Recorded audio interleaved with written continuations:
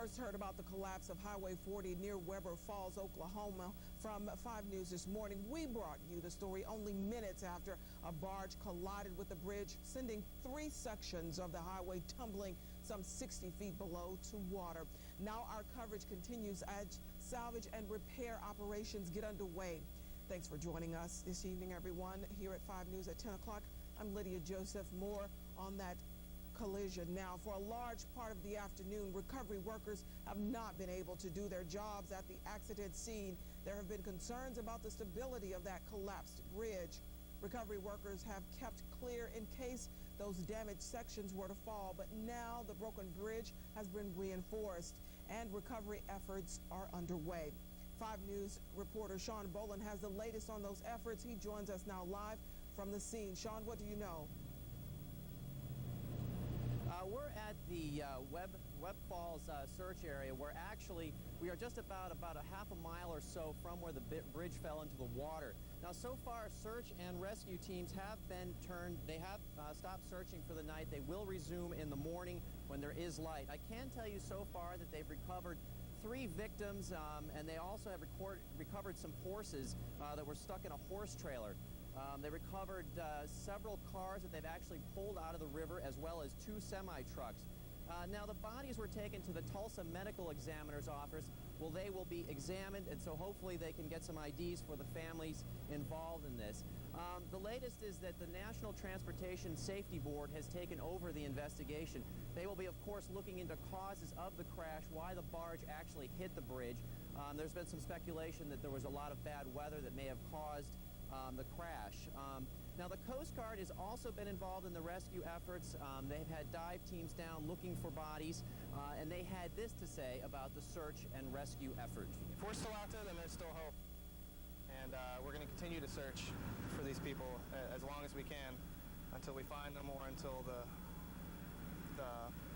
we get orders to stand down. I've helped with dragging operation and drowning recoveries, but nothing like this. It's pretty sad for the families that lost their loved ones. Pulling the cars and stuff out with the crane, setting them over onto the work barge, or doing the extrication, and the identifying the bodies and stuff over there on that work barge. The salvage and recovery efforts have been slow going so far because of strong currents and poor visibility. Now, we understand at one point emergency crews brought in the jaws of life to actually cut victims out of their car. That's a sort of saw that's used to cut through the metal of cars and mangled cars so that they can pull out victims. Now, we've heard plenty of speculation about the crash as far as the barge hitting the actual bridge. We think maybe could have been bad weather that caused a lot of this, and that's something that the NTSB will be looking at. And we'd also heard that the barge had hit the overpass of Highway 64 on its way down to the I-40 bridge. But apparently it did not do very much damage because the bridge was left open for the day. There was no structural damage. Now, we're here at the scene. The salvage crews will not be coming back until daybreak, and it is just too dangerous right now for them to be searching because of the bad weather. Now, one thing that they did release is the name of the barge captain who was involved in this wreck. He was the person who was actually driving the barge. His name is Joe Devman, and he is from Florence, Mississippi, and apparently he has 30 years experience. So it is very unclear why this possibly could have happened. Reporting live in Webb Falls, I'm Sean Boland, 5 News. That is some dramatic video. Thank you, Sean. Well, the recovery and search has been called off, as Sean said, for the night. But those workers who search and recover wouldn't be able to do their jobs without years of hard work and training. 5 News reporter Ben McClintock joins us now in the studio with more on the men and women who went into the dangerous situation to save other people's lives today. Good evening, Ben. Good evening, Lydia. Well, once again, we saw firefighters and police officers putting themselves in harm's way to protect others. But even now, the recovery effort is limited because this accident site is still very dangerous. Even now, they've done some securing of the bridge. Dana Tracy is the fire chief for Rural District 1 in Oklahoma. He and his crew were some of the first to work on stabilizing the bridge, and they had a lot of help. 2 floating cranes had to be brought in to support the bridge, along with several boats to tie down the barges. But all those resources wouldn't do any good if they weren't organized properly. I went with a team to secure the barge to the bridge. That was a big concern, a big safety concern. So we just went and said, hey, we're going to do it right. Everybody, nobody stepped on anybody. It was a beautiful incident in command. That's when all these people come together. Somebody's got to be the boss. You respect that. You go out there and you do a professional job. But sometimes it's next to impossible to do a professional job when you know people are dead or even dying. Supervisors decided early on that it was too dangerous for divers and rescue workers to go into the water until what was left of the bridge was stabilized. That meant workers had to stand by and wait for several hours before they could wait and start recovering the submerged cars. It's a somber mood down there. They brought up, first thing they brought up was like a little Astro band kind of deal. And there was a fatality in it. And they had to cut it out with the jaws of life. But these men and women don't shy away from the upsetting work of pulling cars and bodies out of the water. Some of Tracy's crew were on vacation for the holiday, and even they went down to the wreckage site to see what they could do. One of my captains saw it in Oklahoma City and came. You know, this is a holiday. I got to be there. Yeah. So everybody pitched in. I can't say enough about the Highway Patrol, the Sheriff's Departments, Muskogee County Sheriff. Everybody was in coordination. It speaks real well for the people in this area. And that coordination will have to carry on for many days to come. There's still a lot of debris in the water, and recovery workers are still pulling cars out of the water tonight, or were earlier, but they have now called off their searches at this time. But they'll keep on working until the job is done. Reporting live, Ben McClintock, 5 News. Lydia? Thank you, Ben. I know you have been at the scene most of the day since very early this morning. Thank you so much for that hard work. Well, there are some happy endings to report to you on this day of tragedy. 4 people whose cars went over the brink of that broken bridge and lived to tell about the tale. 5 News reporter Jenny Hamill visited with some of those survivors, and she joins us now live with their stories. Good evening, Jenny.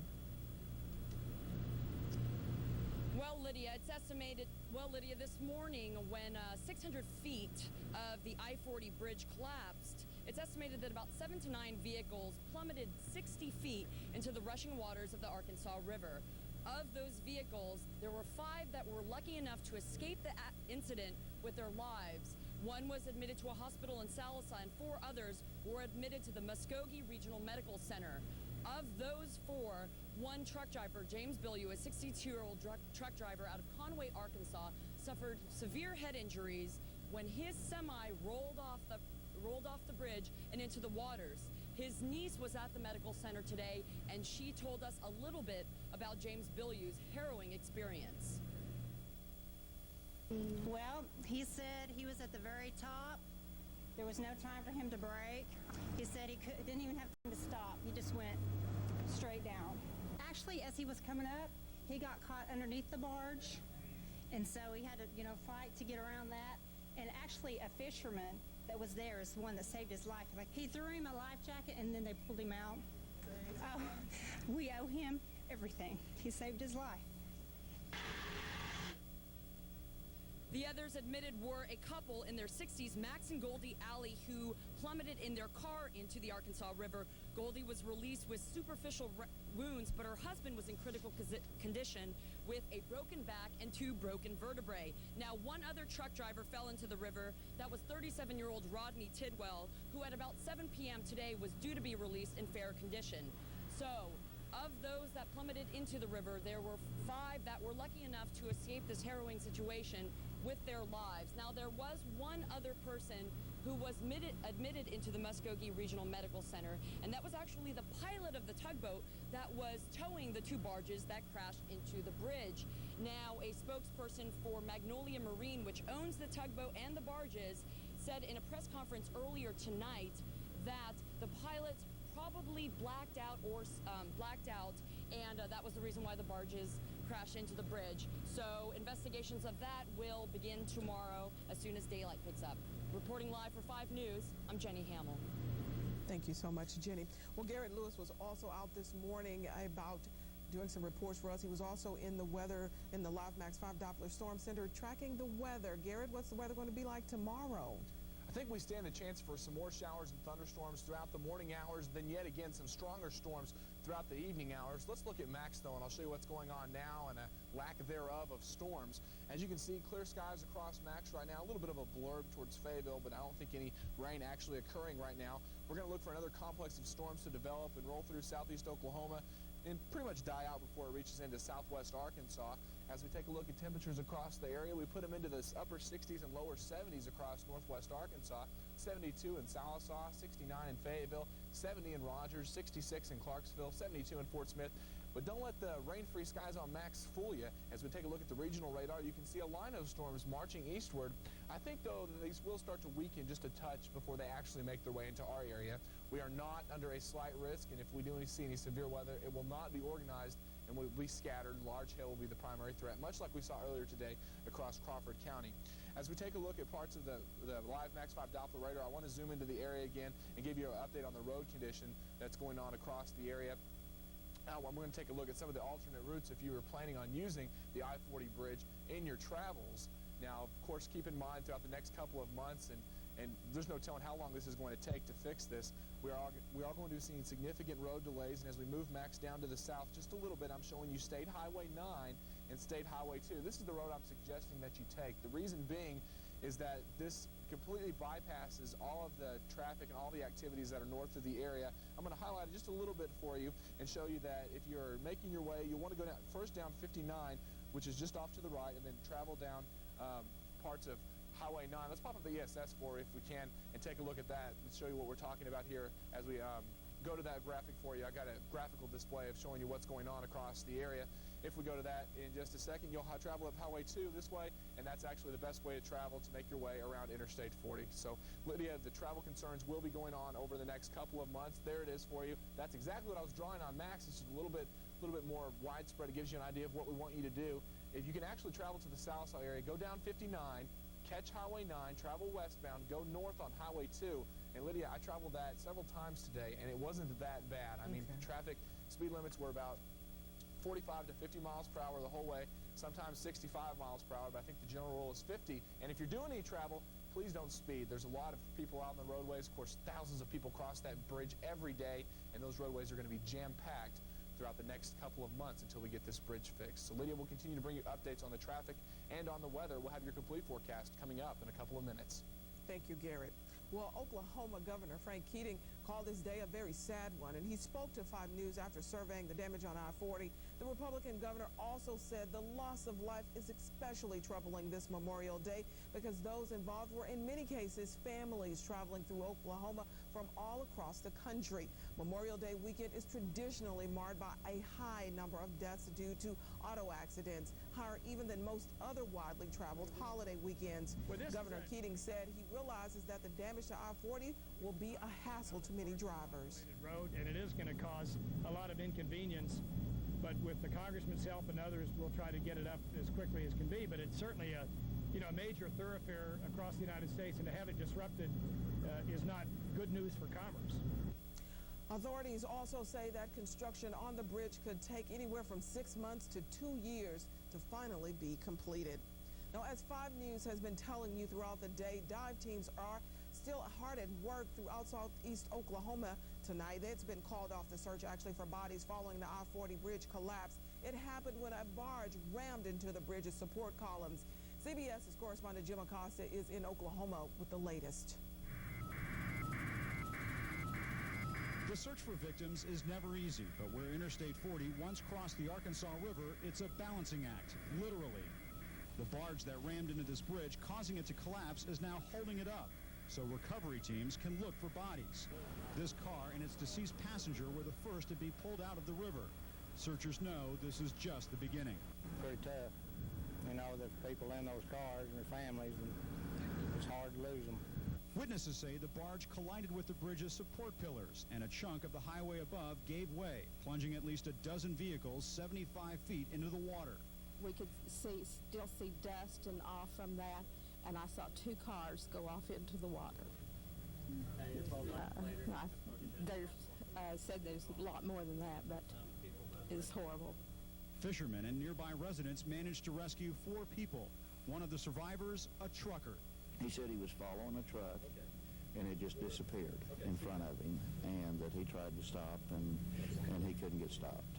Several government teams are investigating the crash, and so far it appears the captain of the barge may have blacked out. Our hearts and prayers go out with the families that have been affected by this catastrophe to us. And on this Memorial Day weekend, the 20,000 vehicles that use this bridge will now have to find alternate routes. It will take millions of dollars and 6 months to rebuild what is now gone. Jim Acosta, CBS News, Webbers Falls, Oklahoma. Tragedy. Well, up next, forecaster Garrett Lewis will join us live from the Max 5 Doppler Storm Center with your Memorial Day forecast. And a little later on, we'll hear from some more eyewitness accounts of the bridge collapse fall near Weber Falls.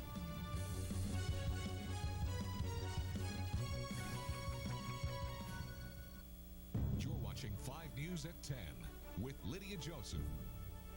Sports with Fred Heddle.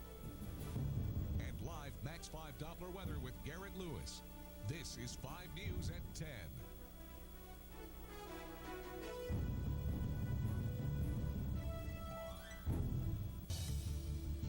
Now, live Max 5 Doppler weather. Many of you still have traveling plans across Arkansas and Oklahoma. Memorial Day, big holiday coming up tomorrow. Right now, live Max 5 Doppler radar set up on its 300-mile maximum distance across the skies. Not picking up any returns to the west of Oklahoma City just yet, but they will be moving in and then gradually dissipating. Slight chance some of them could move into northeast Oklahoma. Just a real slight chance now. We'll keep watching it throughout the overnight hours, bringing you any updates. No widespread severe weather expected, but one of these roamers could go severe like we found out early this morning with the complex that moved through southeast Oklahoma. We'll have another complex tonight as a low-level jet stream or a river of warm air rises from the Gulf of Mexico, and that's when we see those elevated showers and thunderstorms with possibly nickel-sized hail in them. Let's take a look at your WeatherNet sites across our area. Sunnymead Elementary School in Fort Smith, currently 68 degrees. Your high today was 69. Looking at an east wind now at about 4 miles per hour. As we take a look at that, we actually had 15/100ths of an inch of precipitation fall in the Fort Smith area with those showers that moved through. Let's look at some high temperatures now elsewhere across our area. 68 for Fayetteville, 66 in Rogers, 75 Poto, and 83 warm degrees in the Clarksville area.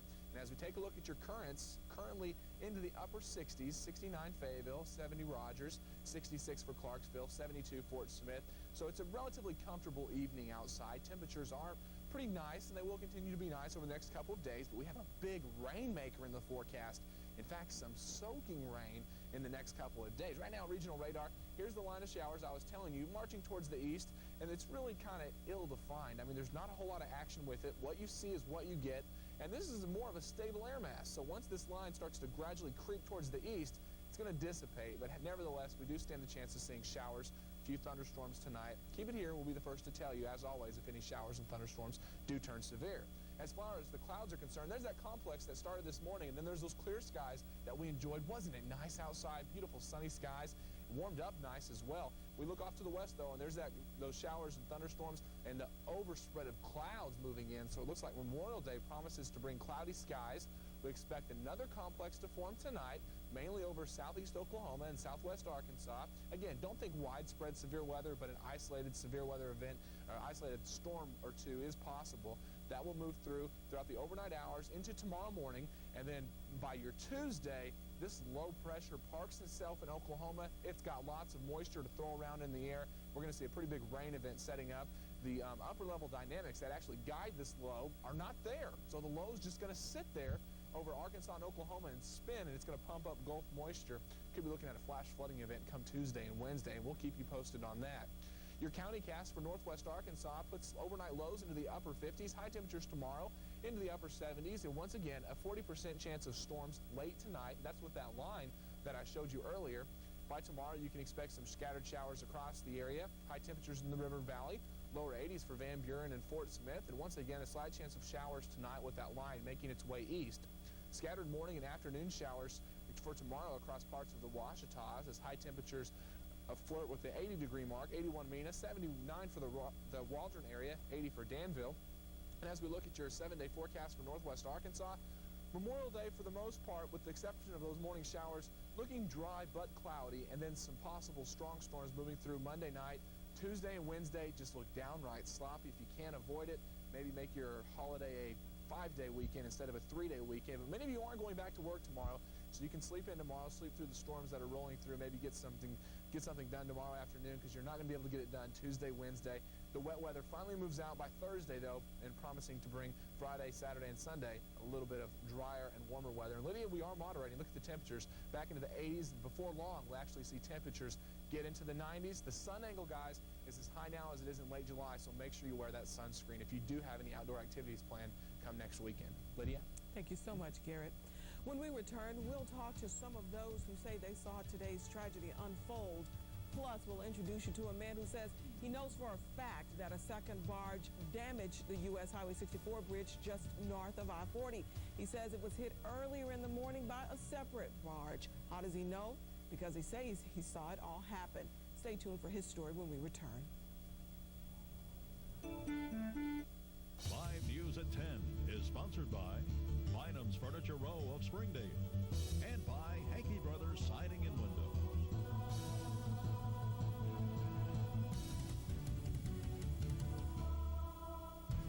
This is 5 News. 400-foot section of the Interstate 40 bridge near Bayan has collapsed in the water. It was a little white car, but the first one went off, and they just kept hauling up after that. 5 folks, they are calling rescue from this. A 60-foot drop into the rushing waters of the Arkansas River. At least one body from the water. The state of Oklahoma has declared a state of emergency. Loss of life is something that is unbearable for all of us. This is 5 News. 400-foot section of the Interstate 40 bridge near Bayan has collapsed in the water. It was a little white car, but the first one went off, and they just kept hauling up after that. 5 folks, they are calling rescue from this. A 60-foot drop into the rushing waters of the Arkansas River. At least one body from the water. The state of Oklahoma has declared a state of emergency. Loss of life is something that is unbearable for all of us. Thanks for staying with your 5 News tonight, everyone. Well, more than 150 bass fishing teams were camped out along the Arkansas River this morning, and many of the men and women in the tournament were eyewitnesses to the day's tragedy that may have claimed several lives. Now, I had the opportunity to speak with some of them, and here's their account of what happened.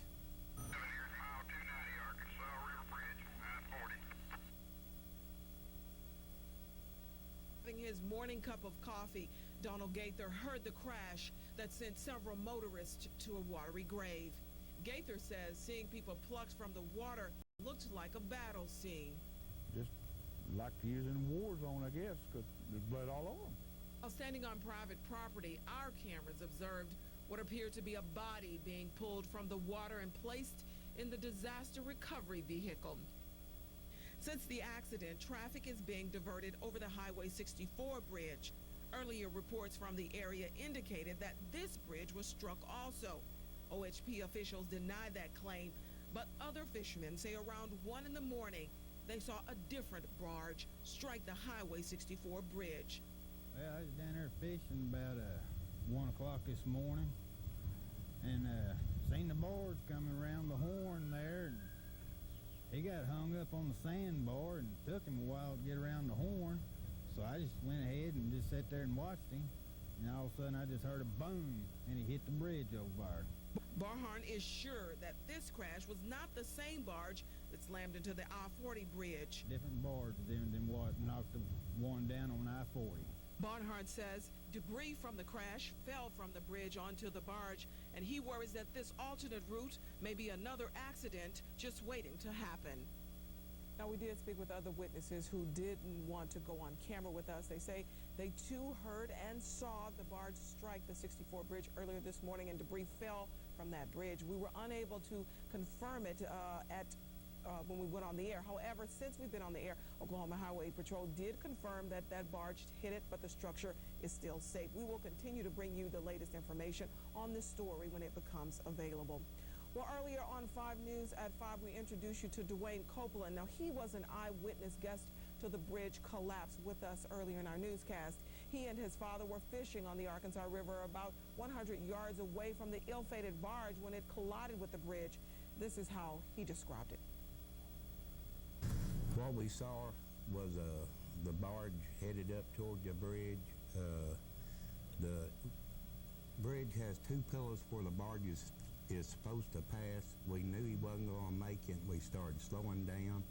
We saw the right-hand front corner of the barge hit the bridge embankment or pillar, and we saw the bridge collapse. There was no cars on the bridge when it collapsed, but approximately 15 seconds after it fell, cars started coming off the bridge. After the accident, Dwayne and his family ran and helped out with the rescue efforts. Well, when we return, forecaster Garrett Lewis will be in the live Max 5 Doppler Storm Center with a look at your weather. Plus, we'll introduce you to another form of rescue aid. Don't turn it down. We'll be right back.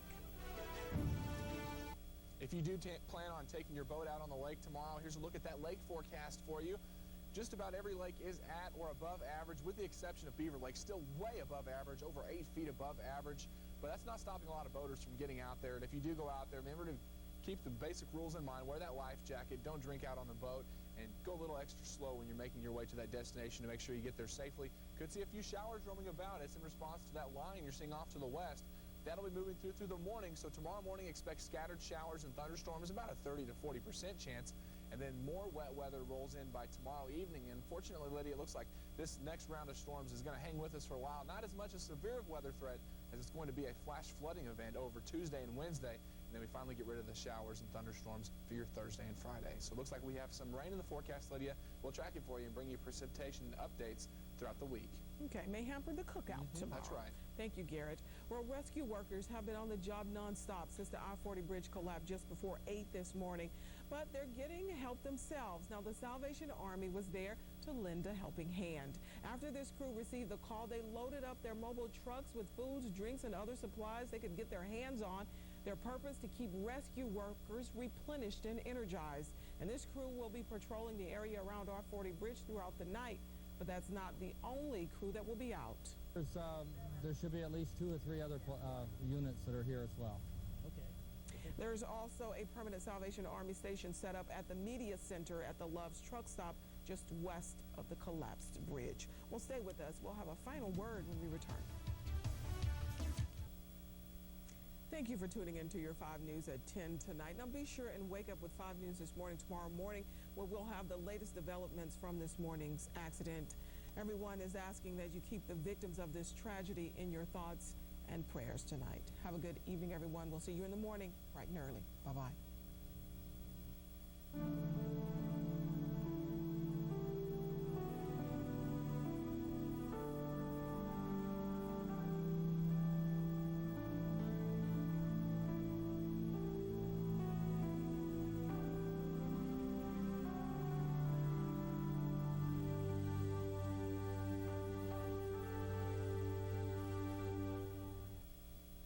People turn to 5 News for local news than any other source. This is your 5 News station.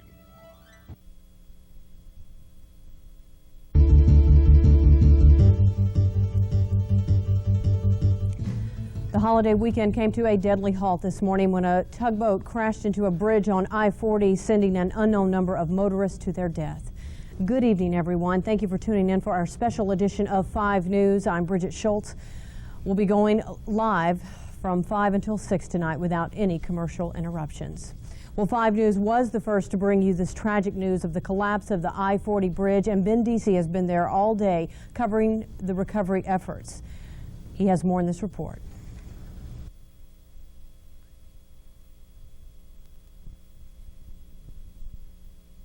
I am reporting to you from the west bank of the Arkansas River. As you can see behind me, this accident has taken out a good 3 sections of the I-40 bridge over the Arkansas River near Weber's Fall. We're standing here now at the hub of search and rescue operations. There are a number of police boats and a number of volunteer boats have shown up to try to search the water for any vehicles that may have gone over the bridge after the accident happened. You can see over my shoulder officers looking in the water to see if there is a car in that area.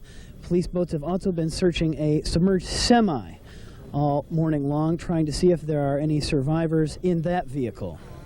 Unfortunately, that search proved fruitless. Better news, though, for 5 people who were pulled from cars that toppled over the edge of the broken bridge. They've been rescued safely, and there's encouraging word from investigators who say in Post 911 America this likely isn't the act of a terrorist. Instead, it looked like the boat's captain had a seizure and fell to the deck before the barge and bridge collided. But the news is not all good at this hour. There are still upwards of 11 cars and semis trapped beneath the waters, and the passengers of those vehicles are now presumed dead. Now, as you can see, after the accident occurred, the bridge actually pulled away from its embankment on the west bank of the river. They are telling us now the bridge is starting to shift and having us move down the shore for our safety. Search and rescue situation will continue here through the afternoon, and you can bet that repair on the bridge will take days, if not months, to complete. Reporting from the west bank of the Arkansas River by I-40, Ben Deasy, your 5 News. Thank you, Ben. Well, our own Lydia Joseph was on the scene when at least one body was pulled from the muddy waters of the Arkansas River. She joins us now live with details about a possible recovery. Lydia. Well, Bridget, we were there. We were on private property earlier as we watched what appeared to be a body being pulled from that water. Now, as you'll see in this video exclusive from 5 News, we were on the property, and as you can see there, response teams run around and pull. Later, our cameras could not get any closer, but they covered what appeared to be a body with a yellow body bag and zip it up and put it inside that large vehicle you see right there. Now, we were not permitted to get any closer, but as we stood on private property, we could see that they were pulling something or someone from the water. Now, we did speak with several fishermen who were out fishing during a bass tournament along the river there. They said this morning they actually heard and saw what appeared to be that barge hitting the bridge. Now, we're told that some of the witnesses we spoke with, and we'll be bringing you those interviews a little later, ran down in boats, jumped in boats, ran down and got down there to try and see if they could rescue anyone. One of the men first on the scene, one of the fishermen that were first on the scene, collected what he appears to be children's shoes, luggage, briefcase, wallets, and just a host of other things. He brought those back and turned them over to police. We'll speak with those eyewitnesses, 2 of them. You'll hear them first here on 5 News. But what appeared to be a body was pulled from those waters. Now, a morgue has been set up just off from where our cameras were. We weren't allowed to know how many bodies had already been placed in the morgue. Officials want to keep this under wraps until all family has been contacted and no names are being released. We were there, and as you can imagine, just a very solemn mood as this rescue or recovery effort continues. I'm Lydia Joseph reporting live. Back to you. Thank you, Lydia. It's been a tough day out there today. Of course, as Lydia said, we're not quite sure how many fatalities at this time. We do know that 4 people were injured and taken to local hospitals, and they are in good condition. Well, you know, when 5 News heard the news of the bridge collapse, we sent out every available crew to the scene to bring information back to you. And 5 News reporter Ben McClintock has been in Weber Falls all day. He joins us now live with his report. Ben.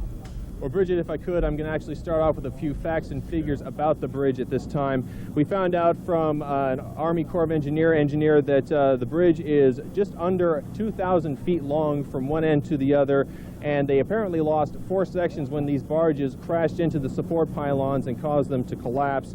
And what's really scary about this whole situation is the people that were on that bridge probably suffered a 60-foot drop into the rushing waters of the Arkansas River before they were able to actually hit the water. So, I mean, this is a very scary situation for the people that are involved, and it's a scary situation for the people that are now a part of the recovery effort. This is no longer, unfortunately, a rescue effort. This is a recovery effort. There are 4 confirmed survivors that we know of at this point. 2 of them were in 2 separate semis, and then there were 2 other people that were in a Dodge truck. The people that were in the semis are listed in stable condition, but the 2 people, unfortunately, that were in the Dodge truck are listed in critical condition and are currently fighting for their lives right now in a hospital in Muskogee. Now, the barges that we know about that were being pulled by a tugboat down the Arkansas River were approximately 500 feet long, and there were 2 barges that are normally used to carry asphalt. They didn't have any asphalt on them at the time. They were being taken to go get a load of asphalt. But apparently Governor Keating, he just had a press conference a short while ago, and he was talking about a possible cause for this accident. He says that there's some reports that the barge captain apparently had some sort of a seizure while he was piloting the boat. Now these tugboats usually have a crew of 6 to 8 people, but we have no word on what their current medical conditions are at this time. Now the barges have been secured with metal cables. They are being tied away, and the process now, and the name of the game, is trying to make this bridge as stable as possible so that recovery crews and divers can get in there and start bringing cars out, and unfortunately start bringing out bodies as well. Now we do know that eyewitnesses have said that they saw 4 bodies being pulled out of the river. We don't have any definite numbers though, unfortunately, at this time, but we hope to get those numbers soon on how many cars were actually out on the bridge. We know at this time that there were somewhere between 6 and 7, possibly even 9 cars, and including 3 semis that were on the bridge at the time that it collapsed around 8 this morning. Now, Governor Keating also said that as far as the law enforcement and investigators can tell right now, this is an accident. This is not something that was done with malicious intent. It wasn't done purposefully. This was an accident to the best of their knowledge at this time.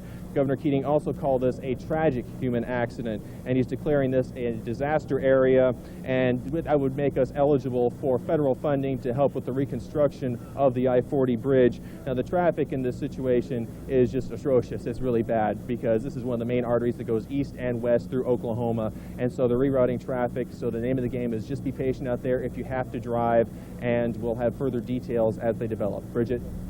Thank you. Ben McClintock live in Weber Falls. Well, Max 5 forecaster Garrett Lewis was on the air this morning when the I-40 bridge collapsed. Soon after, he took to the road to feed back live reports as well. Garrett joins us now with more on what he saw. Garrett? It looked just unbelievable. The traffic was just phenomenal at first. I think the Oklahoma Highway Patrol has really got a good handle on what they're doing out there, and they're redirecting everybody to the south along Highway 9, Highway 2 to the south of Porham. That's going to be your best bet. First, let's talk about, did the weather play a role in what this tragedy occurred earlier on this morning? Did the weather have anything to do with it? Well, this morning we were reporting fog along the Arkansas River. In fact, I have production actually freeze a clip of me this morning actually reporting fog with our live Max 5 Doppler Skycam. If we can go to that real quickly, you can see the fog. The river's just off to my left. You can see the fog pretty dense at times along the Arkansas River. So yes, the fog could have played a little bit of a role into this tragedy today. Another thing could have been the storms that were moving through the area. Now, we did see some fairly heavy and scattered showers and thunderstorms that fired along a weak disturbance that moved through this morning. And we did see some storms off to the south and east, but really for the most part, I think most of them did not affect the Weber's Falls area. In fact, most of them were southeast Oklahoma, and we really didn't see a whole lot of shower and thunderstorm activity moving through the Weber's Falls community at the time of the accident. But we'll continue to bring you more and more updates as they become available to us. Just some of the things that I saw, Bridget, mainly just the amount of traffic is just unbelievable for these small communities such as Stigler. I mean, we're not used to seeing this amount of traffic through these small towns. And if you have any plans traveling east or west, you're going to take it very carefully, very slowly out there. Don't be passing people recklessly. There's a lot of traffic involved. Of course, like we mentioned earlier, this is a main artery that travels east to west. In fact, if we can, I've actually pulled up some images with our live Max 5 Doppler radar that shows the showers and storms that occurred this morning. Now, this isn't a live image. This was from this morning. We recorded them. And if you'll look just to the west of the south side where my arrow's at, right here, this is where the bridge was at. So you can see the showers and storms while they were just south of the area. I don't think they played a factor into the accident today, but nevertheless, we could have possibly seen the fog may have played a role into it as well. Here in just a moment, right now, actually, I'm going to zoom into the area and show you what we're looking at right now. Of course, the skies have cleared out as forecast, and we are looking at mostly sunny skies across eastern Oklahoma. As we take a look at where the bridge actually collapsed with our live Max 5 Doppler radar, just to the west of Vian, this is the bridge that collapsed. Now, we had conflicting reports about Highway 64 being damaged, but I don't think that was the case. I think they closed 64 for the emergency vehicles. They needed in and out of that area fast, and the traffic was just clogging it way too much. You might notice that the Arkansas River, though, the way it runs through the area here from Kerr Lake, it kind of runs up and around a little bit of curves that go through the area. So it could have, with the fog, possibly maybe caught him off guard. Of course, we did hear reports that the captain may have had a seizure as well, and that may have played a part into this tragedy. Right now, all the traffic is being diverted to the south, and in fact, I'm going to zoom back out real quickly and give you a better vantage point of where this is actually taking place, where the traffic is actually being rerouted through the area. Again, this happened shortly before 8 a.m. to the best of our knowledge. At around 8 o'clock, we received calls about it. We broke the story first on 5 News. Shortly after 8 o'clock, Ben Deasy was en route. I was en route shortly after that, and meteorologist Darren Drennan tracked these storms that moved through the area. Let's go back to live Max 5 Doppler radar. Here we are, and I'm showing you State Highway 2 and State Highway 9. Now, this is the route I took to get back to Fort Smith, and I highly recommend it. Traffic isn't all dandy, but it's definitely the best bet to take if you're traveling anywhere east or west. What you'll want to do is you'll want to go along Highway 9 towards the Stigler area and then go up Highway 2 in this area here, back up to Interstate 40. Anywhere between State Highway 2 and the Sallisaw area has been shut off, so there's no traffic at all flowing there. Emergency vehicles are using that to get in and out of the area as they deem reasonable. And again, the area that we're talking about that collapsed is right here. This is the Arkansas River Bridge, western Sequoia County along the Arkansas River. And Bridget, it looks like the traffic is just going to be amazing for the next couple of days until we can get this fixed. Yeah, maybe a couple of months even. Yes. Garrett, thanks a lot for that report. We know 5 News was the first on the air this morning with an eyewitness report of the tragedy on the Arkansas River near Weber Falls. Boater Dwayne Copeland called in the report. We were headed down the river, and I think that river system's probably flowing about 120,000 cubic feet per second anyway. It is a real strong current. The barge was headed up from Kerr Lock and Dam, headed towards the Weber Fall Lock and Dam, and he missed the pillows he was supposed to go in between. It seemed as if he was trying to correct it, and the current caught him, and with his weight and everything, he could not stop. He hit the pillow, and then there was no cars on the bridge at the time, but there was a little white car, was the first one went off, and they just kept piling up after that. The first vehicle that really seemed to notice a bridge had collapsed was an ABF truck.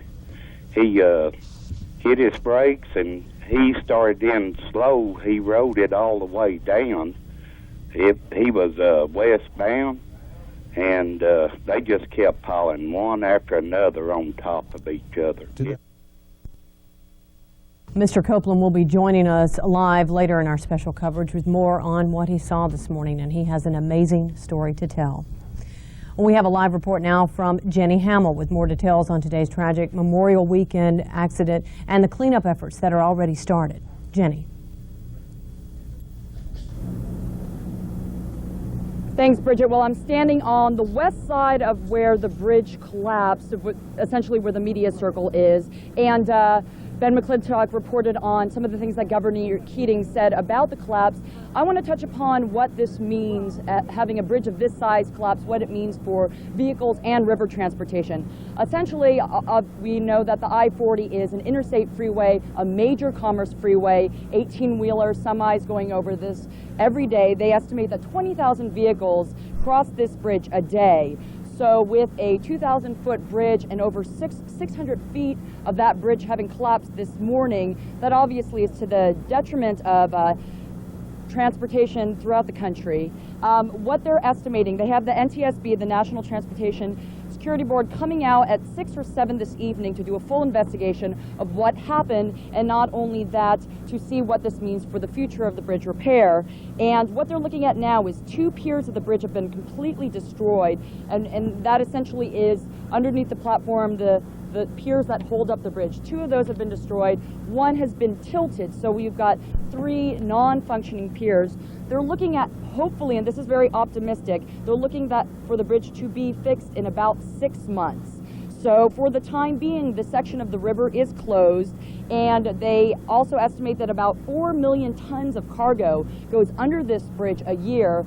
So a lot of transportation, both on the river sense and vehicle sense, are going to be in some sort of paralysis for now.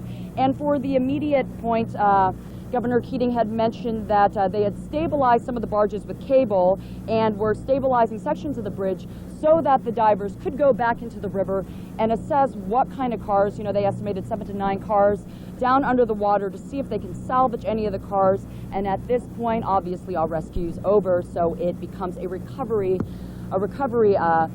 issue, and they'll see what cars are down there, and obviously a lot of scrap metal. So like I said, for now, there's going to be a lot of work underway by various departments to see how to salvage this bridge situation, obviously in the short term, but in the long term of what this means for transportation. Reporting live for 5 News, I'm Jenny Hamill. Thank you, Jenny. Well, the Oklahoma Highway Patrol says the alternate route from Fort Smith around the bridge collapse in Weber Falls is Highway 9 and Highway 64. Those routes will completely bypass the problem. Well, let's check in on your weather and find out what we can expect for the rest of the night and into tomorrow. Darren Drennan is standing by with the latest. Darren. Well, Bridget, we had an eventful day today. That is for sure, and an understatement at that. We are looking at some calmer weather at the moment. You can see on the regional radar perspective, some showers and thunderstorms continue across much of southern Arkansas into southeastern Arkansas, but it's all quiet here in our area. And this morning, that was not the case. As Garrett showed you earlier on Live Max 5, we detailed what happened with the weather as it moved through southeast Oklahoma. There were some severe thunderstorm warnings in Haskell and Latimer County just after 8 o'clock this morning, but they were just to the south of where the tragedy took place there at Weber's Falls and the I-40 Arkansas River Bridge. And as we said, things are much calmer now. The sun broke out as expected, and we saw a nice afternoon weather-wise, a little bit on the warm side, though. And as we take a look at the other conditions across the area, you'll notice that we are looking at some favorable weather for the rest of the evening. However, as Live Max 5 will show us, not a lot going on right now across Fayetteville, Fort Smith, Clarksville, Waldron, Mena, Poto. All is quiet. Some rainfall totals that did come in earlier, though, from Waldron, and ½ an inch of rain did fall there. Shirley, Henry, and Muldrow got over an inch at her place.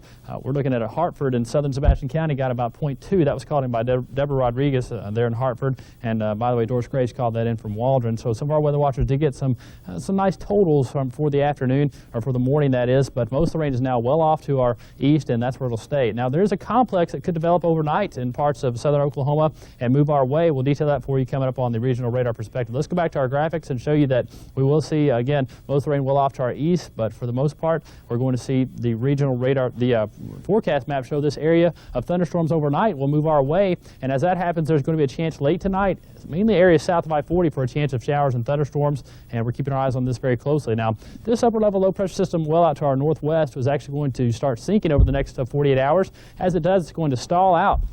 What that means is it's going to be cut off from any jet stream flow or anything like that. It's going to sit there for the next few days. So that means a chance of showers and thunderstorms in our forecast Tuesday, Wednesday, possibly even into Thursday.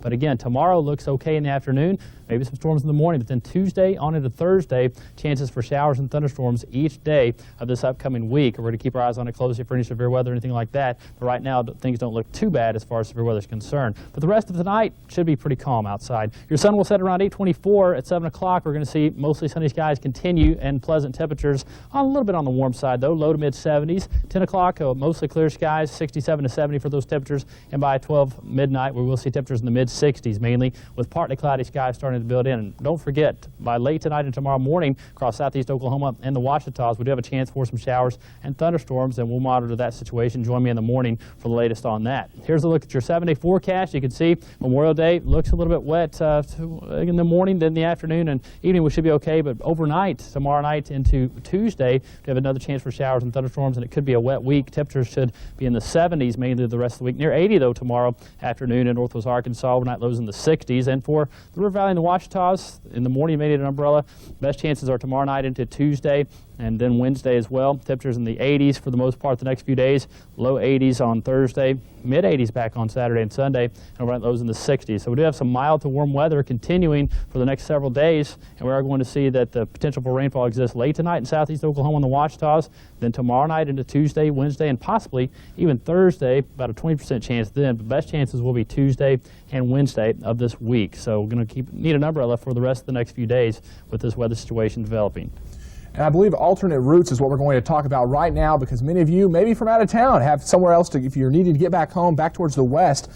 Best thing to do from Fort Smith is to take Highway 9 and Highway 64. That's going to be your best bet if you're making your way off towards the west. What we're going to do is zoom into this area for you again and show you with our live Max 5 Doppler street tracker exactly what we're talking about. Let's go to live Max 5, and here it is for you. Again, showing you the highways that you can take to get around this mess and this tragedy that they're working right now on the Arkansas River. The best way to do it, like we said, Highway 64, or Highway 59 rather, and Highway 9 is going to be the best bet. Highway 9 is the area that runs from Spiro. If you leave Fort Smith and travel south, if you travel towards Spiro, towards Highway 9, it goes through Stigler, and it'll actually hit Highway 2, and you can go up north through, and actually catch up with the Interstate 40 and exchange here, and then it'll direct you back towards the east in this direction. This area right here, this is all closed off all the way to Salisaw. You can take Highway 59 south here, and then it'll catch back up with it, and that's what they're actually sending people that are coming down the Muskogee Turnpike. But anywhere in this area right here, it has been blocked off. Nobody is allowed on this road except for rescue workers at this time. State Highway 10 to the north, I wouldn't really advise going it to the north. That's just my personal opinion. Having been on the scene earlier today, it's not a very good idea.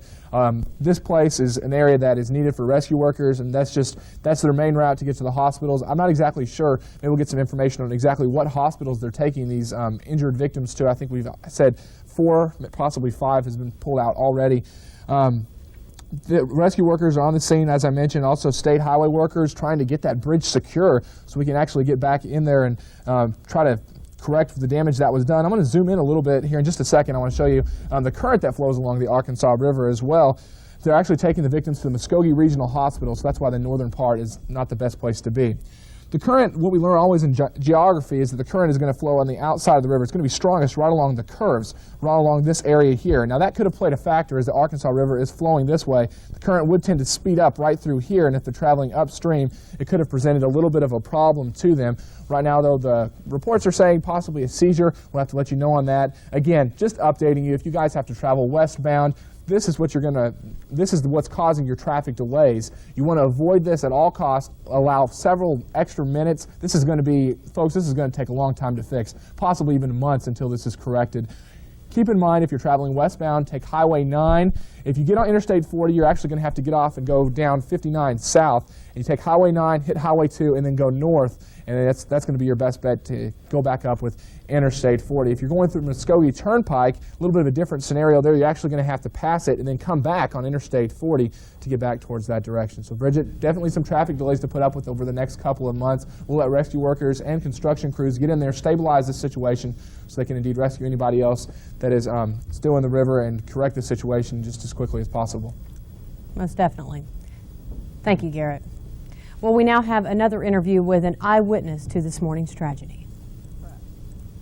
Heard what it sounded like was a sonic boom, in which there's a train track that's close by, and a lot of times you hear when a train starts to go, you'll hear all of them clank real loud, and that's what I thought it was. But there was a boat that raced down the river screaming, "Call 911, call 911." And this was about 7:15 or so this morning. I just jumped up, and he said I-40's fell in the river. So I jumped up and ran downstairs, got my father-in-law. We jumped in the boat and raced down there to see if we could help out to pull anybody out. Well, 5 News was the first to bring you this tragic story. Of course, we saw total devastation. It was debris everywhere. We saw just 2 of them. I know there's reported that there's 4 that's been pulled out, but we saw the 2 being pulled out of the water, and I think they were the most injured out of the bunch that came out of the water. And one of them was actually underneath the boat, the barge that hit the column. He was up underneath there, and there was a brave couple guys in a little bitty boat that pulled right up to that barge with that current, pushing them into it, and pulled that gentleman in and took him up to shore to the emergency personnel. And luckily they got him to the hospital, and last I heard, he's in stable condition. Amazing rescue effort there. Another person we talked to this morning was Jim McFarland, who is the safety officer for Arkansas Best Corporation. He says the ABF driver who plunged into the water was able to escape the cab of his semi and was taken to the Muskogee Medical Center. Director of Safety and Security with ABF. Jim, we've been told that apparently one of your trucks went off the interstate bridge this morning. Yes, sir, that is correct. Do you have any idea, the driver, is he okay? The driver at this time is being treated at the hospital in that's great Muskogee, news. That's and great news. we understand that one of the bass fishermen involved in the a fishing tournament that was there on the river was immediately there to help rescue our driver after the truck went off into the river. Oh, that's wonderful news. We understand that there was another truck beside his that also went off, a white semi. We don't know what company. No, and I don't have any information at all on that. Jim, what is this going to do to travel for the next 6 months or so? It will certainly handicap the travel on Interstate 40. That is a major lane, and of course it's a major lane for our company, and we send quite a number of trucks daily that way, both eastbound and westbound. So it will definitely have an impact on our traffic going that way. Mm-hmm. But your driver is okay. He is being treated at the hospital. Any idea of how serious his injuries may be? At this time, Burr, we don't know exactly how serious his injuries are. We do know that he was able to talk with his wife over the telephone, and of course his wife is on the way to the hospital at this time. So it was encouraging to us to know that he was able to talk by telephone to his wife. That is the last report we had on his condition. If we do get an update on the driver's condition, when it becomes available, we will definitely let you know about it. Well, our own Lydia Joseph, as we heard from earlier, was on the scene, at least when one body, what was thought to be a body, was pulled from the muddy waters of the Arkansas River. She joins us now with more details on that recovery. Lydia. Well, Bridget, ironically, this horrific accident occurred right in the middle of a bass fishing tournament. We're told about 170 teams of fishermen were down at the Arkansas River. We were able to speak with one of the first men on the scene. Now, you'll hear his words first here on 5 News. Now, just minutes after the accident, he tells us that he jumped in his boat and got down to the accident site as quickly as he could. He discovered items from people who had apparently plunged into that river. We want to explain to you that this video is raw and unedited, and we'd also like to tell you that his words may be graphic to some of you and may be a little harsh to hear, but here's what he witnessed. We went down approximately around 8 o'clock this morning and took a boat down there and went through the rubbish and stuff, and come back with about 20 purses, billfolds, suitcases and everything, briefcases and everything from the accident, and all kinds of soaker hoses, candy, furniture, and a little bit of everything floating in the river, plus diesel, where one of the trucks tanks come off the trucks and went downriver, leaking diesel and stuff. Plus the barge that hit it was a diesel barge. Now, did you hear it hit or see it, or just see cars start plunging off? We heard it. We were sitting on our deck up here, drank a cup of coffee and stuff, and we just heard a loud noise and went down there, and a couple other guys had seen it and stuff, and that was it. What did it sound like? And just a loud boom. A buddy of mine said he heard him hit the water. All right. Did you see any bodies, anything like that?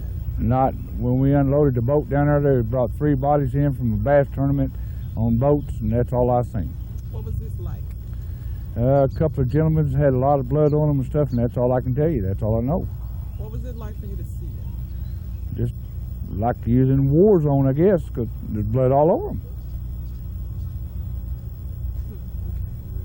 Okay, and so subsequently... Now, we would like to report that there were reports that only one bridge was hit. Now, coming up, you will hear from a witness tonight only on 5 News at 10 that says the second bridge was hit, the bridge that is people are being routed to, the 64 bridge.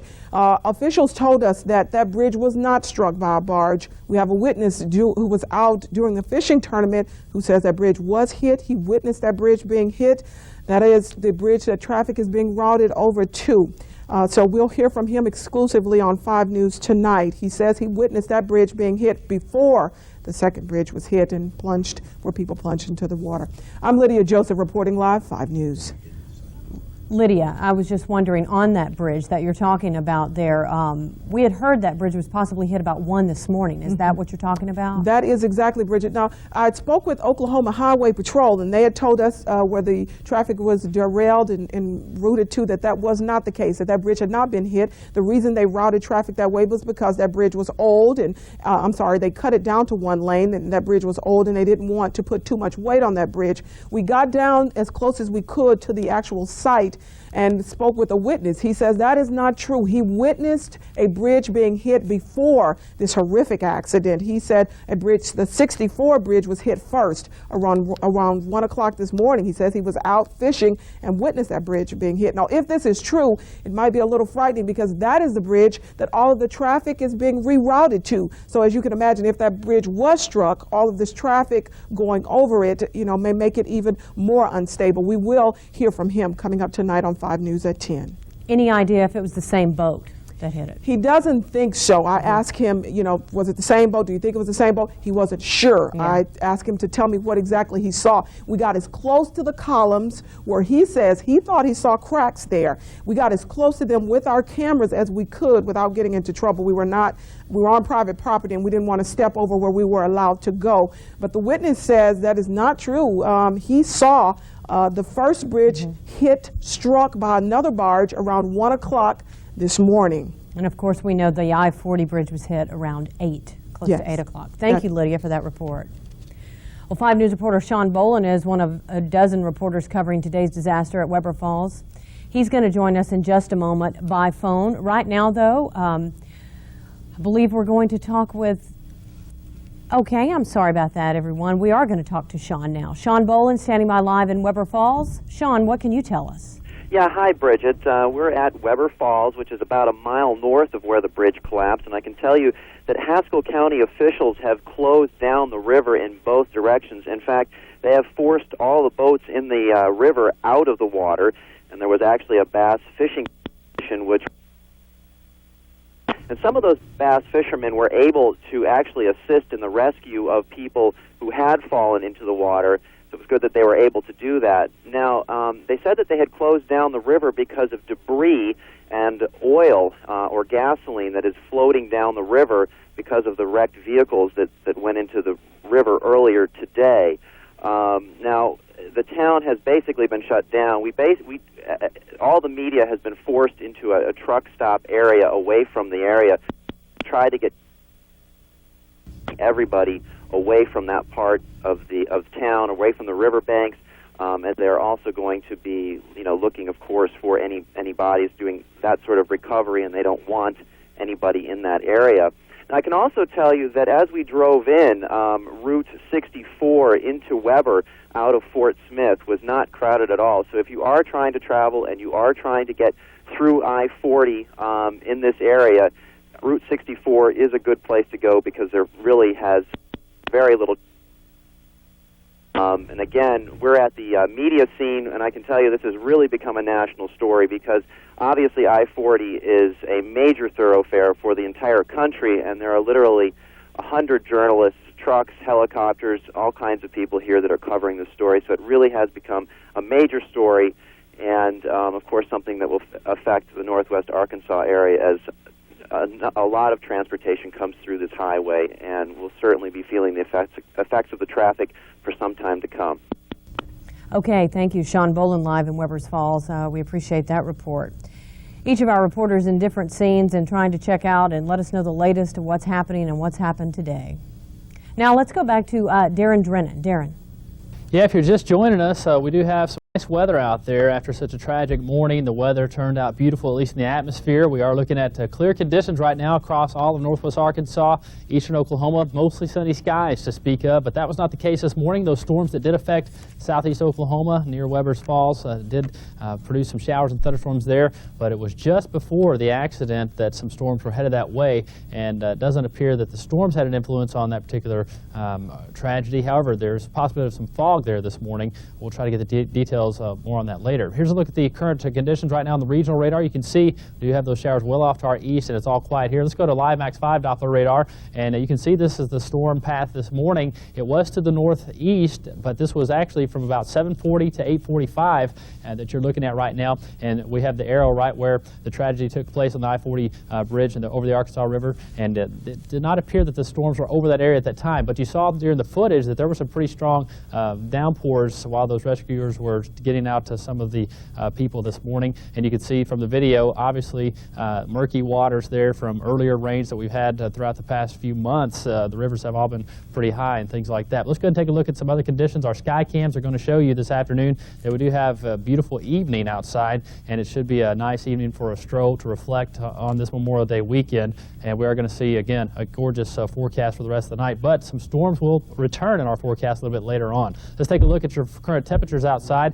They're mainly going to be, actually let's take a look at the satellite first to show you those clear conditions. Noticing though out to our west, more clouds on the way. They'll be with us later tonight and even tomorrow on your Memorial Day. As we take a look at current temperatures, as I said, pretty pleasant outside in the 70s mainly. We'll go to those 77 in Rogers, 79 in Fayetteville. A little warm though the farther south we travel. 81 in South San Poto, 79 in Fort Smith, and 80 in Mena with 74 in Clarksville. We are going to see these temperatures similar tomorrow afternoon with partly cloudy skies, but a storm system tonight will develop across parts of southern Oklahoma, head to the east and affect southeast Oklahoma, and late tonight we have a chance of showers and thunderstorms mainly south of I-40 to affect southeast Oklahoma and the Ouachitas. We are looking at the conditions by Tuesday through Thursday though deteriorating with more showers and thunderstorms. Tomorrow afternoon though, if you have any outdoor plans, should be okay with partly cloudy skies, those nice warm temperatures. But then Tuesday, Wednesday, and Thursday, this cutoff low is what we call it. It's cut off from the upper levels of the atmosphere, at least the jet stream flow. It will not be directed in any direction, so it's going to sit out in the Texas Panhandle and affect our weather for at least 3 days, it appears,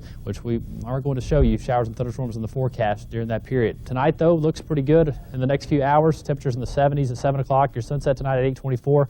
Your 10 p.m. temperatures will be in the 60s and near 70, and by midnight tonight, mid-60s mainly, but of course, late tonight, some showers and thunderstorms are possible a little farther south. Memorial Day looks okay again by the afternoon, but tomorrow night into Tuesday, more chances for showers and thunderstorms re-enter the picture, and we're going to see the best chance of any shower and thunderstorm activity will be in the morning across areas south of I-40, but the potential does exist tomorrow night into Tuesday for those showers and thunderstorm chances to increase. So not a total washout on Memorial Day, although the graphic may appear that way. Don't let it fool you. Most of the day should be okay, with the exception of tomorrow morning, then again late tomorrow night. I think in the middle that will be okay. Again, we're going to see that the conditions look better the rest of the week. Let's go ahead and go back to you, Bridget.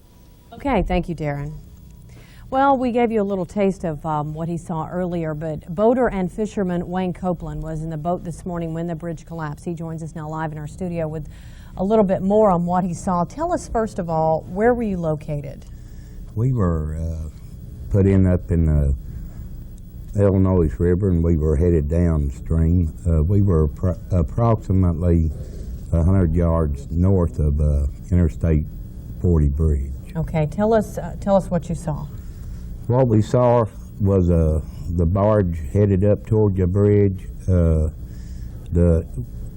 bridge has two pillars where the barge is supposed to pass. We knew he wasn't going to make it. We started slowing down. We saw the right-hand front corner of the barge hit the bridge embankment or pillar, and we saw the bridge collapse. There was no cars on the bridge when it collapsed, but approximately 15 seconds after it fell, cars started coming off the bridge. Mm. How many cars do you think that you saw? My dad and brother was with me. They said 10 to 12. I thought it was more than that, but I probably got a little excited. Yeah, oh my gosh, witnessing something like that. You said you saw some trucks with horse trailers as well. Yes, we did. There was a red truck and a white truck pulling horse trailers that we know went off the bridge. A little white vehicle was the first one, and then the horse trailers, and then the semis started coming. And sitting in the water looking up at the bridge, we figured the semis probably could look out from a higher advantage point, and they seemed to be the first ones that really tried to stop. Mm-hmm. The little white car, it never even hit its brakes. Mm-hmm. It just sailed off the bridge. I understand that bridge was sort of had a arch, yes. and it was it would have been hard to see that. Definitely, very definitely. How close were you? We were 100 yards or less. I mean, we were so close to the bridge that we could see the white car leave the bridge, but we could not tell whether it hit the water or it hit the bridge that fell from the other side. We were on the other side. We could see it leave, but we couldn't tell what it hit. What happened at that point? You say that it was the semis that finally started slowing down. Who actually got out and finally stopped the cars? The semi was the first vehicle that stopped on that was headed west. I guess that was probably the man that stopped the traffic. My dad and brother said they noticed a flare was shot up from somebody down on the water. I did not see it. Okay. That semi, once he got stopped, I guess he was the one that stopped the rest of the traffic. Okay. You're very familiar with these waters. You fish there quite often, right? Yes, I've fished there the last 20 years. Have you ever seen anything like this? I don't think anybody in their life ever sees anything like this. You see it in movies, right? But you don't see it in person. And when you're sitting there, you're wondering what to do, what should I do? You know, Dad said, well, I could go up and stop traffic, and I said no. We knew that the Weber Fall police station was just a couple of miles up the lake. We ran back up there to try to get somebody to get down on the highway and stop the traffic. By then, they were aware of what was happening, and they were asking us to go back down and help in the rescue. But all the bass fishermen that were out there on the river system, once they seen what was happening, Bridget, they were just boats down there. I would say 15 to 20 boats. It actually got to the point that I was concerned about boaters getting hurt. Really? They were so willing to get in and help. Just jumped right in and didn't think twice about the dangers for themselves. Never. You had brought a map, and we were talking about that earlier, about the barge itself. And you said this driver had to actually go a couple of sharp turns before he came to this. Yes. Part of this bridge. Right. What's your theory on that? What do you think about that? Being an experienced boater, and if that barge was empty and the current running like it was running, that current will push a nose of a barge or a light vessel. It will push it, and it's very hard for anybody to manage it. He had to really have an idea of where he was going and get it right the first time. You do not get a second chance. Right. He, and my opinion is either he misjudged the current pushing the barge, or like earlier stories, he might have had a seizure, but I would think probably he just misjudged the force of the current. Yeah. What did you do right after that? You said you immediately went to the police station Yes. and let them know about it. How long were you out there this morning after all that? We probably stayed there about 15, 20 minutes. After we notified the police and everything, we went back down. The police asked us to go back and help, and so we turned around. We went back to the underneath the bridge, and then's when we noticed all the bass fishermen were up there and boats fooling around, and we seen we couldn't help, and then we turned around, headed back up the river, and loaded up and headed back to Fort Smith. Now, earlier we were talking with Lydia Joseph, and the report of the other bridge that was hit at 1 o'clock this morning. I believe that's Highway 64. Is that correct? That the one-lane bridge. It was hit possibly at 1 in the morning. And I asked you when we were sitting here if that could possibly be the same barge, and you said no. Not unless that barge had come down the river earlier in the morning, and turned around and come back, because the barge was headed north in the river system, and I-40 set south of 69 Bridge, and he hit it first. The Weber Fall Bridge was about a mile or two on up. Okay. So it could not have been the same barge unless he done it real early this morning and turned around and come back. Sort of bizarre that two bridges hit in the same day, though, like that. I would think so. I really do not think it's reported how many bridges are hit, but two in the same day in the same area, and a tragic accident like this, yes, I think it's very bizarre. One other thing we were talking about, too, the river was up? Yes, it was. The river was high, and it was flowing awful fast. I thought it was flowing even faster than what has been reported.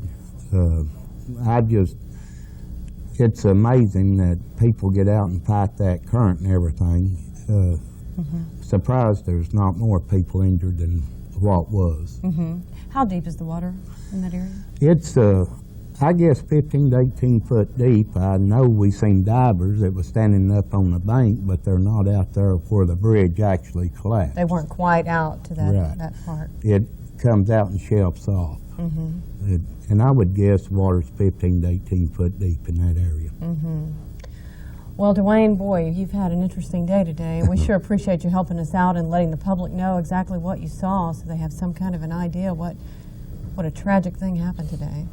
And I would think, are you going to go fishing? I mean, back out there, I would think that would be tough to have to return to that site. You can never run. You've got to go back. You just got to go back. You got to do it again. You got to do it. Yeah. Well, we sure appreciate you being here, and thanks for helping us out. Well, CBS reporter Jim Acosta has been covering the collapse of the I-40 bridge. Let's listen to his report. You can see the river, the barge, and part of the collapsed bridge, but what you cannot see is close to a dozen vehicles under the water or down the river, many with their drivers still inside. It's pretty bad. It's pretty sickening. There's a lot of people in the water. There's debris, baby diapers, car seats up and down this side of the embankment. It's pretty nasty. Witnesses say the barge collided with the bridge in southeast Oklahoma early this morning. The impact sent a 500-foot chunk of Interstate 40 and the cars on it barreling into the Arkansas River. We heard this loud explosion, and the first thing I thought of was the Oklahoma City bombing. Rescue workers say some onlookers quickly dived into the water themselves to pull 4 people to safety. And one of them was actually underneath the boat, the barge that hit the column. Dive teams have been in the water ever since, fighting the current to recover bodies, and they don't expect their job will get any easier or safer until the hanging section of the bridge that could still collapse is secured. Right now, the only thing holding the bridge in place is the barge. According to the governor, this was no act of terrorism, but rather a tragic human accident. Rescuers expect to work well into the night to recover the victims. Jim Acosta, CBS News, Weber's Falls, Oklahoma. Governor Frank Keating spoke to the media today and declared the collapse of the I-40 bridge a disaster. Here's part of that press conference. It is a sad and sorrowful day for us. Apparently there will be loss of life as a result of the collapse of this span of the Interstate 40 bridge on the Arkansas River. As I know Lieutenant West and others have already briefed you, so far we have no confirmation of any fatalities, though the people at the bridge tell me they have seen people in the cars in the water. And those people, unfortunately, have not survived. We don't know the numbers. Obviously, we will over the course of the next number of hours. I have talked this morning to Joe Albaugh, who's the head of the Federal Emergency Management Agency. Joe pledged whatever resources or assistance the FEMA organization would be able to provide us would be provided. We, at this juncture, the only thing that has been requested, only things that have been requested, quite truthfully, are two-way radios and lights for this evening. We're going to have to, of course, do a lot of work down at the site this evening, and our own civil emergency management people here in Oklahoma will provide those resources. There are a series of law enforcement agencies here, obviously because of the events of September 11th. The FBI is here. This does not at all appear to be anything more than one of those tragic human accidents. That was from a press conference today about 4:30 in Weber's Falls. Well, 5 News reporter Ben McClintock joins us now live from the Arkansas River near the site of today's disaster. And Ben, what more can you tell us at this point? Well, Bridget, actually, if we could take this opportunity here, since we're getting towards the end of the newscast, I wanted to actually recap on some of the information that we have at this point about the accident. As we mentioned earlier in the newscast, this bridge is about 2,000 feet long, which is a very long bridge, and it covers the Arkansas River, goes over the Arkansas River, and what we know at this point is that 4 sections of that bridge around 8 this morning collapsed with cars on it. Now, what caused that collapse to take place for a tugboat was towing 2 barges approximately 500 feet long down the Arkansas River. Those barges are used to haul loads of various cargo. These ones are used to actually carry asphalt. They had dropped off a load of asphalt, and now they were going to go pick up another load at another place and take it. But while they were driving along or going down the river, there was a report that the pilot, the captain of the tugboat, experienced some sort of seizure or medical problem and lost control of the boat, and it crashed into some of the support pylons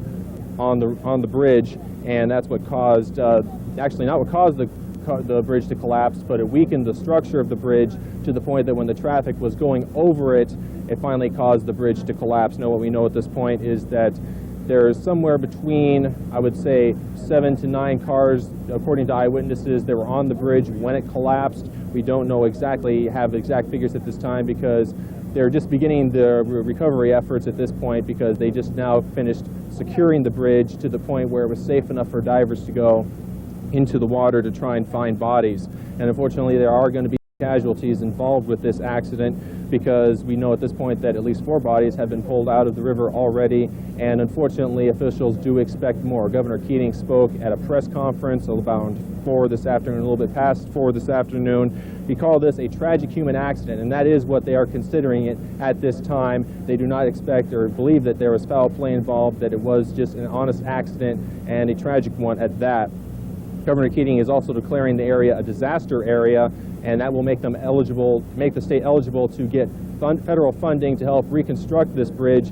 But unfortunately, adding extra money to this is not going to speed up the process of rebuilding the I-40 span, because they expect it to have it back up and running within the next 6 months. But until then, traffic is going to be a major problem. Right now, what they're doing is they are rerouting westbound traffic onto a certain set of highways north of the bridge, and they're rerouting eastbound traffic onto highways south of the bridge. But right now, it's a matter of being patient, finding routes that are going to be less congested than others, and we're still waiting for some more information as this goes on. Reporting live, Ben McClintock, 5 News. Bridget? Thank you, Ben. Live in Weber's Falls. Well, let's join Garrett again. Garrett, of course, was also on the road this morning and covering things that are going on with the tragedy. First, though, let's check in with Darren Drennan, who has an update on your weather. Darren. Yeah, Bridget, we're going to give you an update on the weather forecast and go over to Garrett. He's going to show you some video, actually, off of Live Max 5 from this morning, and talk about what happened just before the accident occurred there. Currently, though, on the regional perspective, you can see all is quiet across our area at the moment. Off to the east, we still have showers and thunderstorms that were with us earlier today and this morning across southeast Oklahoma, and more showers and thunderstorms out west, and those will be approaching us over the next few days. So let's take a look at the current sky cams outside, if we have them, and we'll show you some sunshine out there. You can see in northwest Arkansas here in Fayetteville, we have clear skies and the sun is shining outside, and that's been the case most of the afternoon. It's a little bit on the warm side in the upper 70s at the moment across much of northwest Arkansas. And we're looking also at Fort Smith sky cam showing some sunny skies as well, mostly sunny out there, and that will be the case for the next few hours. However, once the sun sets, we'll see skies become partly cloudy later on tonight, and a chance for some showers and a few thunderstorms in our forecast as the night goes on, mainly south of I-40 though. Let's go ahead and take a look at some current conditions on the satellite perspective. You will see that we do have conditions right now all clear outside, and as you'll see on the current satellite, Max 5 satellite, showing clouds this morning with showers and thunderstorms that push across the area, but it is mostly clear right now. We're looking at more storms developing well out to our west though, and they'll be headed our way over the next few days, and even late tonight some showers and thunderstorms could affect us from southern Oklahoma. Here's a look at the current temperatures. Upper 70s right now in Fayetteville, mid 70s in Rogers, 74 in Clarksville, 79 in Fort Smith, low 80s in Salsa and Poto, and near 80 in Mena. So it is a warm afternoon, and we're going to see the temperatures fall a little bit later tonight into the 60s again. and these showers and thunderstorms that are possible across southern Oklahoma will move to the east over the next 24 hours. And as they do tomorrow morning, chance for showers and thunderstorms mainly south of I-40, even slight chances though north of I-40. By tomorrow afternoon, things will clear out, but then by Tuesday, more showers and thunderstorms in our forecast, and these will last for the next few days after Tuesday on into Wednesday and even part of Thursday, possibly, as this low pressure system in the upper atmosphere gets cut off from the jet stream. We're going to see it'll sit out in the West Texas Panhandle for a few days, and that's going to affect our weather, bringing us variably cloudy skies with chances of showers and thunderstorms. Tonight, though, this is how it breaks down. Good night to take an evening stroll, reflect on your day, and reflect on the good things in life. We do have temperatures falling into the 60s later on. Of course, overnight, we'll see partly cloudy skies moving. Late tonight, chance of showers and thunderstorms comes back in the forecast. Here's a look at the 7-day forecast. Looks a little wet. Now, tomorrow will not be a totally wet day. Don't get this graphic wrong. Highs will be near 80 in northwest Arkansas with partly cloudy skies. We will see a chance of showers and thunderstorms mainly late tomorrow night into Tuesday. As far as our forecast for the River Valley and the Ouachitas, chance of showers in the morning with a few thunderstorms. Then again tomorrow night into Tuesday and Wednesday. Our temperatures will be in the upper 70s and low 80s the rest of the week. And overnight, those will be in the 60s. So we are looking at the need for an umbrella for the next few days. We're going to go over to Garrett Lewis. He's going to detail what happened this morning. Garrett? Let's take a look here just in a second, if we can, of live Max 5 Doppler radar. Bridget will come to you here in just a moment for another update on the situation. This is what went on this morning. Now, the arrow right now is just to the west of Sallisaw. This was where the Webbers Falls Bridge is at, going towards westbound. This is where the accident occurred. You can see the showers did push off to the southeast. And if we can get the video ready, I want to show you a video of the Arkansas River Bridge about an hour before the accident, showing you how foggy it was. There it is. This is me during the morning show at 6:33. You can see off behind me is the Arkansas River, and look how foggy it is. Whether or not that played a role is yet to be determined. Of course, the National Highway Transportation and Safety Board is there investigating this accident. We'll bring you updates.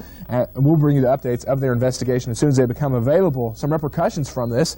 The NOAA weather wire was down. We had storms moving through the area, had no idea what the Weather Service in Tulsa was doing. We took it upon ourselves to issue severe thunderstorm warnings for Crawford County based on Weather Watcher reports of nickel-size hail, which is severe weather criteria.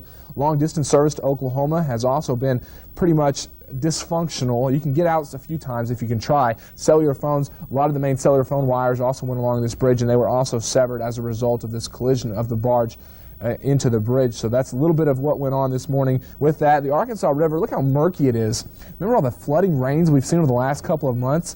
The water level is very high, very swift. I've been reporting over the last month or so about the high lake levels and the high river levels. You can imagine those divers that are trying to dive down 18 feet, and of course the current's going to increase as they get towards the bottom. Just lots of water, lots of murky water. It's a real tough situation for them. Some alternate routes you can take are Highway 64. Ben McClintock told us earlier that I believe if you're heading towards the west, you're going to want to head to the north. If you're heading towards the east, you head to the south. The roads you can take on those, Highway 64 and Highway 9. That is if you're heading towards the west. If you're coming towards the east, towards Fort Smith, take Highway 9 and Highway 2. Highway 2, of course, runs through Porham. You catch Highway 9, it runs east towards Stigler, and then you meet back up in Fort Smith. You can actually take 59 from Highway 9 and connect with Interstate 40. From Sallisaw to the Webbers Falls exit, which is that exit you get to if you're going to Tulsa. It's that bridge you drive over. Of course, that's the bridge we're talking about. Anywhere in that span there has been blocked off. And I talked to a witness, one of the first witnesses we had on the air this morning. We broke the story shortly after 8 o'clock. The accident happened just before 8 o'clock. Told me that the bridge actually bowed before it fell, and apparently this was one of the drivers that came to a phone on the other side of the bridge. So you can imagine what this is like for the eyewitnesses as well as the people involved. Rescue crews are still there trying to pick up the remains of the cars, and of course semis in the water. You can imagine how much this is going to take, how much time this is going to take to get this bridge back and functional. We're talking even months. This could be a big major construction project, a big traffic delay for anybody that's heading across the area, and this is a big media event. I can tell you I was on the scene earlier this evening. Everybody is there. Every media event was there to cover it. I can tell you what, too, Ben Deasy was the first one on the scene, and great images that him and Ryan Sandusky, our photojournalist, captured this morning to bring you here first at 5 News. Bridget, I guess we'll go to you now for a little update on the situation. Thank you, Garrett. We do have an update for you folks. Police are asking that we tell pleasure boaters, fishermen, anyone wanting to help to please stay away from the scene. They are really discouraging that. They do not need anyone else around. They do not need any more help. They have plenty of help. And we are also being told that the bridge is now secured. Rescue workers will now be able to go in and recover cars and, unfortunately, bodies. They will probably be beginning that very shortly. We are working on several stories for your next local newscast tonight at 10. We'll have a report, of course, on the recovery effort near Weber's Falls, where the Interstate 40 bridge collapsed this morning. Have a good evening, everyone. Thanks for joining us for this special newscast.